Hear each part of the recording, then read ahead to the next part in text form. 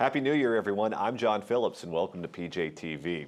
Here to help ring in 2013 is Tammy Bruce, host of the Tammy Bruce Radio Show, which you can find online at tammybruce.com. And next to her is the man who was dressed as Baby New Year, but we made him put on a shirt and shoes. PJTV's Stephen Kruiser. Darn it. Normally it's just his pants that are gone. Yes. Thank you. Thank God it's not radio. We've been looking back at 2012, but now it's time to take out our crystal ball, that's ball singular, and make some predictions for 2013. Let's start out with the top story right now facing the nation. We, of course, had this horrendous shooting at the elementary school in Connecticut, and that's the only thing that people are talking about. It's the only thing people have been talking about since it happened on that dark Friday. And Dianne Feinstein has announced that she is going to reintroduce the assault weapons ban. We have two prominent pro-gun Democratic senators, Mark Warner from Virginia and Joe Manchin from West Virginia, who have now come out and said that they are going to work to try to bring some sort of gun control legislation on the books in 2013. Joe Scarborough, other Republicans, John Avlon, have been coming out saying we need gun control legislation. Where is the country going to go? What's your prediction? Are we going to be looking at gun control on the books 2013? Well, Obama's already said this the same day that Jay Carney said it wasn't the day for talk about gun control. It was an element in Obama's remarks at Sandy Hook in his vigil discussion and addressment to the families. He made it about him and how he was going to use all the power of his office to make this not happen again. I think that it is going to be part of the agenda. You hear Feinstein saying that she's going to be bringing back the assault weapons ban. You know, we had that before. It was for a decade. There was no appreciable difference. They weren't used as assault weapons, and that's also a vague kind of term that'll, I mean, every gun is potentially assaultive, can be put into that category. I think you're going to see actions taken that are not necessarily going to have an impact, because the NRA is powerful because of public opinion. And I do think that Americans are finally realizing that this was not about an inanimate object, but about the nature of the collapse of culture. At the same time, we've had this discussion before. It was a huge, Gabrielle Giffords. I mean, the Aurora shooting. You know, we've been through this. We do want children to be safe as a result. It's a Harry Reid said when he was asked, what would have happened if the principal had had a firearm? He says, well, I don't know what would have happened. But yet we have so many instances that don't get coverage of firearms saving large numbers of people. So I think the discussion will be had. It will be used to try to tell the American people that they're bad and evil, that the American people are the problem, and the people need to be steadfast and not let that rhetoric affect them. Well, that's already being done right now. In fact, if we could put up on the screen a brand new CBS poll where we have rising support right now for gun control, which it's showing an overwhelming majority of Americans that are out now saying that I don't know if people know what that means, though. You see, it's the idea is one thing, and then implementing it is another, right? Right, and I think the only implementation you're really going to get is that the assault weapons ban is now going to become this political volleyball that gets knocked back and forth between Republican and Democrat administrations, and it's a sop to people to make them stop complaining for a little while. Because if you remember, it's never really about the assault weapons. Before this, the anti-gun people were all about the Saturday night specials. Remember that? Oh, yeah. It was always going to, the handguns were the problem. The handguns were, every other gun was fine, but the handguns were just leaping into people's hands and killing everyone. And that was the sole focus of the anti-gun lobby for decades. Now they've got the assault weapons, sounds scarier, it's easier for them to focus on, has little relevance to the conversation, if any, and so they're getting that. I think they'll get that. I think beyond that, they're not going to get much at all, because they're talking crazy things like ban all weapons that are used in war. Well, things like. Well, and there's no assault weapons used in the Sandy Hook situation. It's the two handguns and a rifle. Yeah. So they immediately are going for something that's like, we hate what happened over there. Understandably, it was horrific and inhuman. So let's ban something that has nothing to do with that, but it begins to get people ready for massive control measures. It's 57%, according to the CBS News poll, that want stricter gun control laws. When was the poll taken? This week? Right after the incident. Yeah, predictably, it's going to be like that. Let's look at the details of what happened at this school and see where the legislation might be headed. He tried to purchase a gun. They didn't sell it to him. They did the background check. They found out he wasn't eligible to buy the gun, so they said no. So he went to the house and stole his mother's gun to then use in the crime, or guns plural. Shows up to the school doesn't let him in. So their security procedures held firm. He shoots his way in, gets in through a window, and then opens fire on the kids. If you're looking at this from the perspective of gun control, the gun control laws worked. I mean, obviously they didn't work well enough to prevent the deaths of these kids, but he was not able to purchase a gun. He stole the gun. So if you're going to use gun control to prevent this from happening, I guess is what you would have to do is you would have to confiscate guns from law-abiding citizens, i.e. the mother, take those guns away from her in the event that they would be stolen by someone and used in the commission of a crime.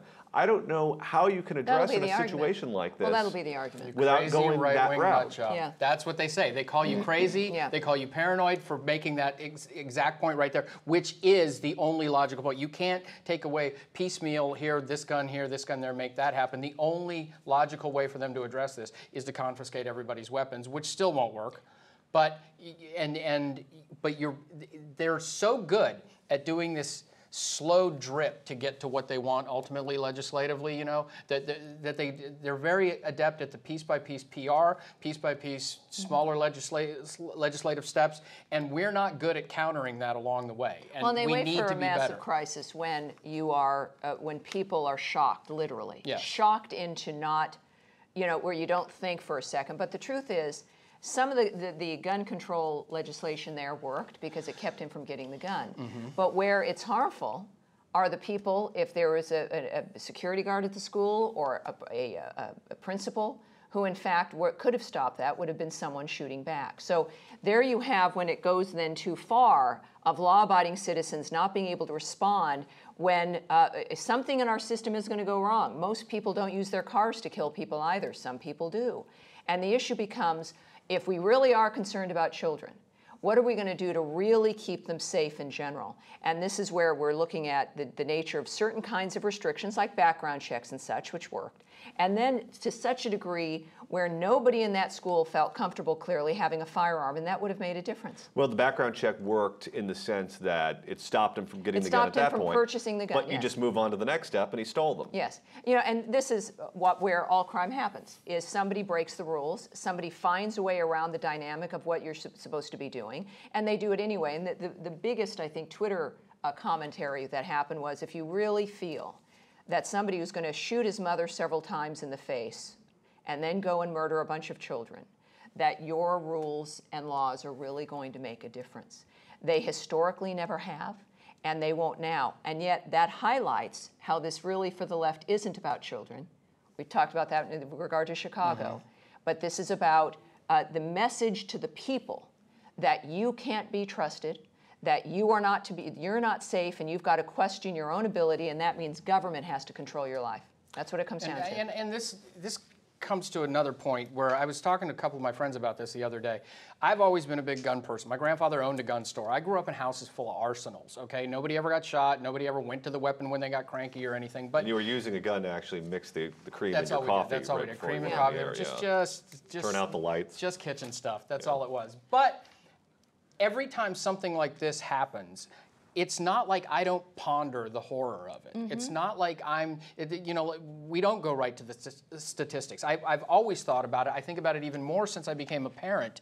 And if I truly felt that more onerous gun legislation or getting the guns out of the hands of X, Y, and Z would make the situation better, I would go there in a heartbeat. If I actually felt that would work. I don't. I think about it all the time, and I really don't believe for a second it would do anything, because when you're in the midst of a psychotic break, it has nothing to do with... And look, when those people come with Samuel L. Jackson said earlier today too, when the people with the guns start to come over, I'm not going to be the guy without the gun. Yeah. You know, so there's a point where the psychotic break lunatics, and too bad the government just banned that word from legislation. When the lunatics show up with the guns, I'm not going to be unarmed. And this is the way you protect your children. It is you protected yourself during the LA riots when the LAPD said it was too dangerous for us to patrol certain parts of town. That's on election night, someone tried to break into my apartment on election night. And I argued that I yelled at the door, I'm armed. Now, if I yelled at the door And it was a very big, large man I could hear yelling at me, trying to break in, obviously on drugs from the park across the way.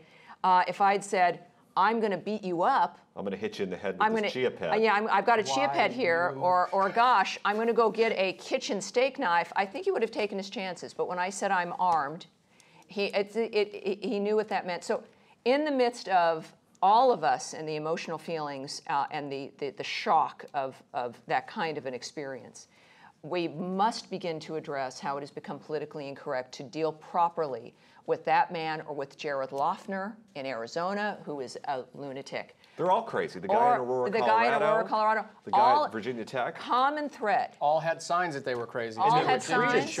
And it didn't work. And it's too politically incorrect. And now, because of our spending, maybe there's no money to incarcerate these people, to put them into some kind of psychiatric hold. That's the issue.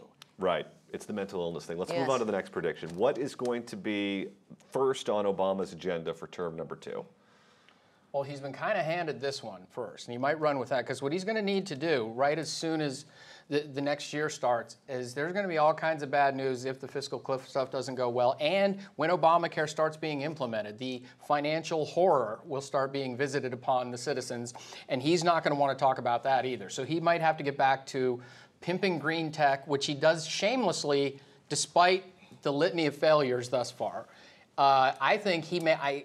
A lot of people disagree with me on this, but big labor's been so steadfast for him. I think he might looking at card check again. They're swearing they're not going to, and I think that they might strong arm him into doing that too. So he's going to need a lot of diversions to keep the conversation away from the implementation of Obamacare and the fiscal cliff negotiation. So I think he's going to go to his go-tos, his green tech and big labor.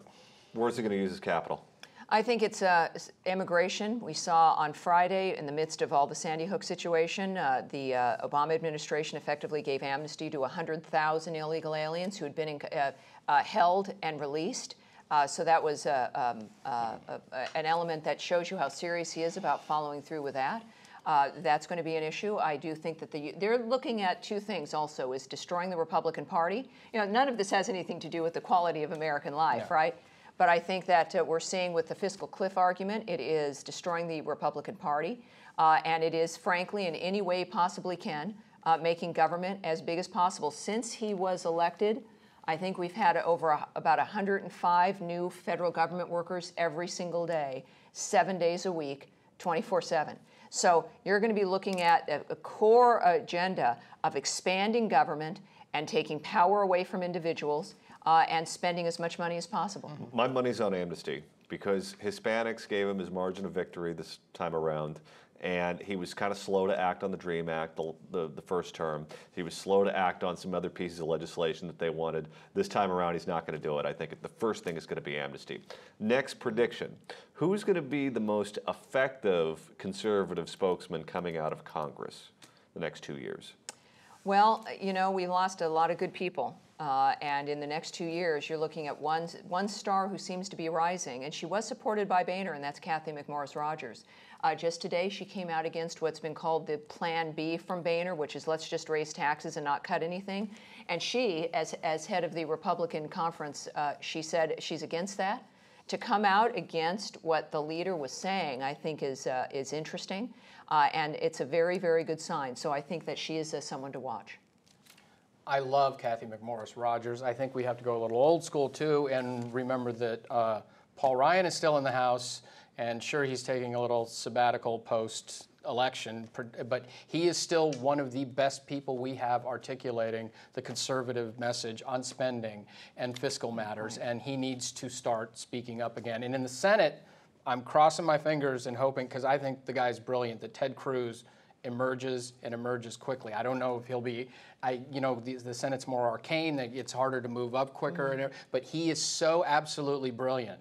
And he has just gotten better. I've known him for 2 years now, and every time I hear him talk, he gets better. And I really hope he emerges in a hurry on the Senate side. I think you're right. I think it's going to be Ted Cruz and Marco Rubio. Those are going to be the two guys. Well, we have to see. Tim Scott's coming in, and going, though, from the House to the Senate, it's going to be interesting. But he's got a couple of years to show himself. He's going to want to really shine, because he's got an election coming up pretty quickly. So Tim Scott combined with Cruz could be a very interesting combination. What's interesting is that nobody said John Boehner. Nobody said Mitch McConnell. Oh, no. They've got to be gone. It's like everybody actually knows that those are the guys that are like the firewall for the liberals. And this is where all of our mentioned heroes hopefully will make a difference. Where you started to go there was interesting when you said Cruz and Marco Rubio, because Marco Rubio's had to be the hot new kid on the block for the last couple of years. And now he doesn't have the spotlight on him as that all the time because they're going to be looking at Cruz for that. So Rubio, Ted Cruz is working his corner. Yeah, Rubio can start positioning himself for whatever his long-term goal is. And I still don't know what that is. I don't know if he wants to run for president or become governor of Florida. I know it's one of those two things. I don't even know what he stands for, though. This is the problem with Rubio. I don't even know what he stands for. And everybody who talks about it, it's as though he's suddenly some genius on all the issues. We have to be very careful that he doesn't turn into our Barack Obama, where we're projecting onto this guy, who I find to be very McCain-like. And I've always put up a warning to my listeners and my viewers to watch out for this guy, because I think he's not going to be very helpful, frankly, in the future. All right, we're out of time. Tammy Bruce, if you haven't listened to her online, do so at tammybruce.com. Stephen Kruiser, you can watch him right here on PJTV. And for PJTV, I'm John Phillips. Have a happy New Year and see you next time.